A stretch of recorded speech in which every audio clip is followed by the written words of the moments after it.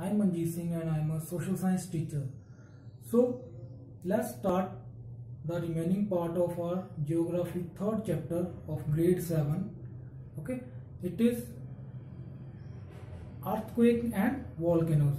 So now we are going to discuss these two features or events and why they occur. So what is an earthquake? So earthquake is a sudden shaking of earth's crust. तो पिछले chapter में या पिछली जो video थी उसमें हमने देखा था कि फॉल्ट्स पड़ जाते हैं या हमारा जो ट्रांसफॉर्म मूवमेंट है, प्लेट मूवमेंट है, उसमें जो प्लेट्स हैं एक दूसरे के ऊपर से स्लिट पास्ट कर जाती हैं, तो उसमें क्या होता है, बहुत ज़्यादा एनर्जी रिलीज होती है। तो इसी जो ये रिलीज हुई एनर्जी है ये ऊपर की तरफ चारों डायरेक्शंस में, जहां से इसका पॉइंट ऑफ ओरिजिन है वहां से चारों डायरेक्शंस में ये फैल जाती है, ठीक है। और ये अर्थ को शेक करती है, अर्थ क्रस्ट को शेक करती है और इसी को हम अर्थक्वेक बोलते हैं। तो देखते हैं कि ये किस तरह से काम करती है।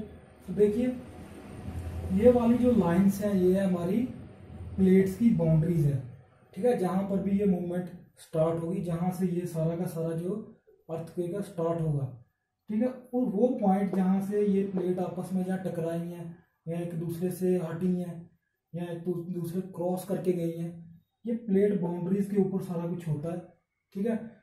तो इस प्लेट बाउंड्री के जहां से ओरिजिन स्टार्ट हुआ है अर्थक्वेक, जहां से जो वेव्स हैं, एनर्जी की सुपर पावर वेव्स हैं, वो ट्रेवल होना शुरू हुई हैं, उसको हम बोलते हैं फोकस, ठीक है।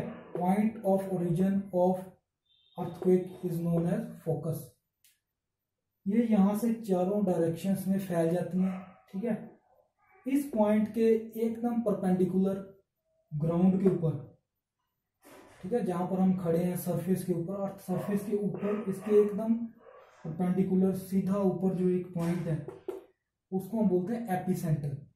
तो अर्थक्वेक का जो सबसे ज्यादा जो अर्थक्वेक फील होगा, महसूस होगा, जहाँ सबसे ज्यादा यहाँ डिस्ट्रक्शन होगी वो होगा इसका एपिसेंटर, ठीक है, क्योंकि फोकस जो है वो जमीन के बहुत नीचे होगा। तो एपिसेंटर के आसपास का एरिया जो है वो क्या होगा, सबसे ज्यादा वहां पर अर्थक्वेक देखने को मिलेगा, ठीक है। तो ये हमारा, तो ये जो वेव्स हैं, एनर्जी वेव्स रिलीज होती हैं, इनको हम बोलते हैं साइज्मिक वेव्स। तो एक डिवाइस है साइज्मोग्राफ, ठीक है, तो उस डिवाइस से हम इसको मेजर करते हैं और इसका मेजर करने का जो स्केल है वो है हमारे पास रिक्टर स्केल, ठीक है। तो रिक्टर स्केल पर 1 से लेकर 10 तक की रीडिंग होती है। तो जो 6 या इससे अबव रीडिंग होती है वो बहुत ज्यादा डेंजरस माना जाता है उसको।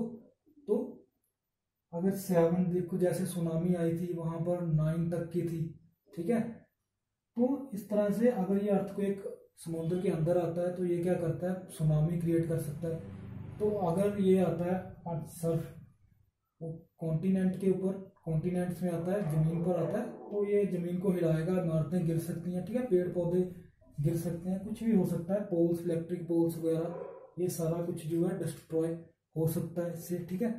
तो अगर अर्थक्वेक आता है तो हमें क्या करना चाहिए, खुले ग्राउंड में जाना चाहिए, ठीक है, इमारतों के पास, बिल्डिंग्स के पास नहीं रहना चाहिए, ठीक है। इससे हम बच सकते हैं, ठीक है। नेक्स्ट है हमारा जो फिनोमिना जिसके बारे में हमने डिस्कस करना है, दैट इज वॉल्केनो। वॉल्केनो ज्वालामुखी आपने सुना होगा। तो ये क्या होता है, आपको पता है कि हमारी अर्थ की जो है there are 3 main layers of earth. सबसे अंदर की जो लेयर है उसको हम बोलते हैं कोर। उसके ऊपर एक मोल्टन है, मैग्मा की लेयर है, उसको हम बोलते हैं मेंटल, ठीक है। मेंटल जो है बीच में हार्ड भी है, लेकिन सबसे ऊपर वाला जो मेंटल है वो है क्या है, एकदम मोल्टन स्टेज में है, वहां पर मोल्टन मैग्मा है, ठीक है। मैग्मा क्या होता है, कुछ भी जो मोल्टन स्टेट में हमारे पास ये जो पत्थर है, ठीक है, जो हमारे मिनरल्स हैं, कुछ भी है, सारा कुछ यहाँ पर मोल्टन स्टेट में आपको सारा कुछ मिलेगा, ठीक है। तो क्या है, मेंटल में जैसे हमने पिछली वीडियो में हमने देखा था कि फॉल्टिंग हो जाती है, फॉल्टिंग से फॉल्ट्स पड़ते हैं, ठीक है, क्रस्ट के अंदर क्रैक्स पड़ जाते हैं। उन क्रैक्स में से कभी कभी क्या होता है, उन क्रैक्स में से ये मोल्टन मैग्मा क्या है बाहर निकल जाता है, ट्रैवल करता हुआ ऊपर आता है ठीक है, जहां से ट्रेवल करता होता है उसको हम बोलते हैं, छेद को बोलते हैं वेंट।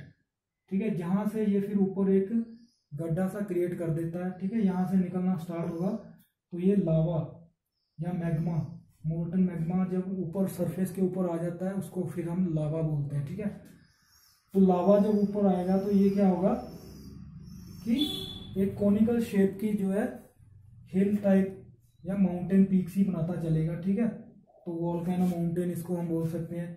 लावा बह के जहाँ पर भी ये स्प्रेड होता जाएगा उस वहाँ पर हम एक नया लैंड फॉर्म देखने को मिलता है, उसको हम प्लेट्यू बोलते हैं, लावा प्लेट्यू। ठीक है, तो ये कहाँ से सारा स्टार्ट होता है, मेंटल में से। मेंटल में मैग्मा चैम्बर है। ठीक है, इकट्ठा हुआ मैग्मा एक जगह, इसको थोड़ा सा रास्ता मिला क्रैक में से निकलने का, तो ये इसने बना ली एक ट्यूब, लावा ट्यूब, जहाँ से उस वेंट से जहाँ से लावा फ्लो हो रहा है सुराख से। ठीक है, तो ये इसको हम वेंट बोलते हैं।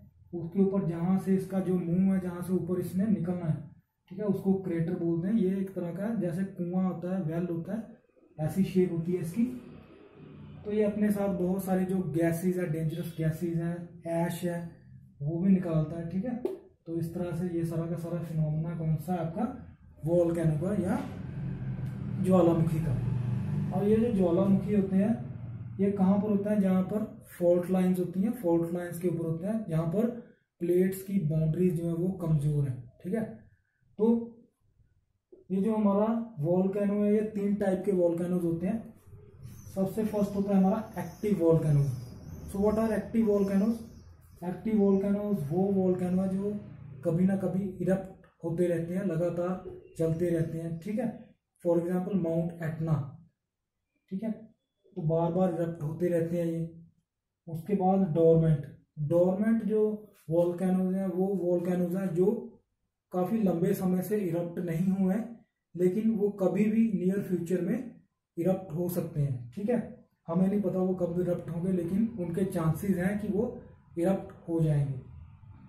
हो सकता है वो 100 साल, 200 साल, 250 साल से इरप्ट नहीं हुए, लेकिन कभी भी हो सकते हैं। थर्ड आते हैं हमारे एक्सटिंक्ट। ये एक तरह के डेड है, डेड वोल्केनो है, एक्सटिंक्ट वोल्केनो। ये पिछले 10,000 सालों से 10,000 ईयर्स से कभी भी इरप्ट नहीं हुए हैं, और इनका नियर फ्यूचर में भी इरप्ट होने का ज़्यादा चांसेस नहीं है। तो इस तरह से तो ये एक्टिव वोल्केनोज, डोरमेंट वोल्केनोज, इनको हम स्लीपिंग वोल्केनोज भी बोलते हैं क्योंकि कभी इरप्ट हो सकते हैं। उसके बाद एक्सटिंक्ट वोल्केनो जो कि डेड वोल्केनोज है। ठीक है, तो इस तरह से आज हमने पढ़ा अर्थक्वेक्स के बारे में एंड वोल्केनोज के बारे में। So earthquakes, sudden shaking of earth crust, what is volcano, an opening in earth crust from which molten magma comes out. Okay, so ये इस तरह से हमारा जो आज का जो चैप्टर है, जियोग्राफी चैप्टर 3 ग्रेड 7 का, पूरा आज हमारा इस तरह से कंप्लीट होता है। So okay students, read the chapter and see, try to search what are the different phenomena.